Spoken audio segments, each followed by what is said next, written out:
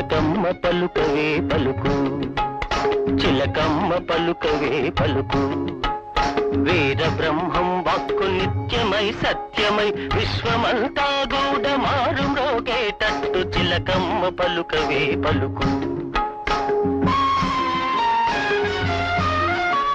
స్వాములని ఎందరో లోకాన వెలిసేరు, దేముడే తామని చెప్పుకొని తిరిగేరు.